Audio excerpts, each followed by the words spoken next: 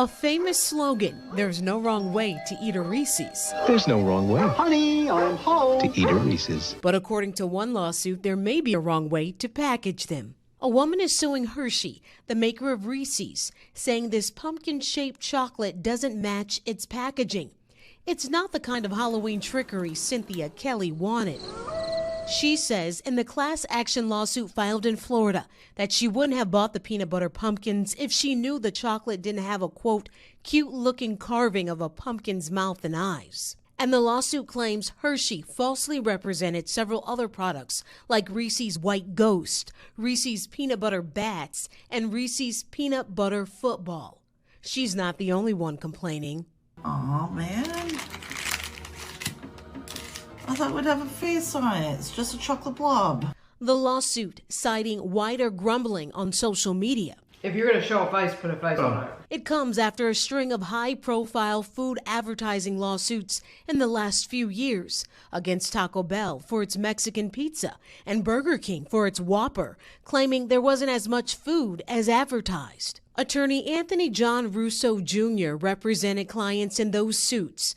Taco Bell's was voluntarily dismissed, and Burger King's is ongoing, the company calling the claims baseless in court documents.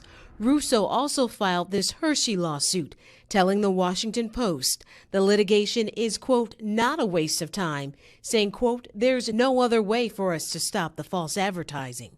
I understand that it sounds silly, but if there were not a lawsuit, there would be no way to keep a company like Hershey in check for not having the packaging match what's in the inside. But actually getting results is another story. A woman also sued Kraft Heinz over Velveeta mac and cheese, claiming it took longer than the promised 3.5 minutes to make. The lawsuit was dismissed by a federal judge last year. And a lawsuit claiming Kellogg's strawberry Pop-Tarts weren't strawberry enough, also dismissed. So, will this suit against Hershey find sweet success? In response to NBC News, Hershey says it doesn't comment on pending litigation. What would a reasonable jury give someone for the emotional distress of opening up a chocolate pumpkin and finding that it's not decorated the way it looks on the packaging? You can imagine a jury saying the defendant did something wrong, but the plaintiff gets $1.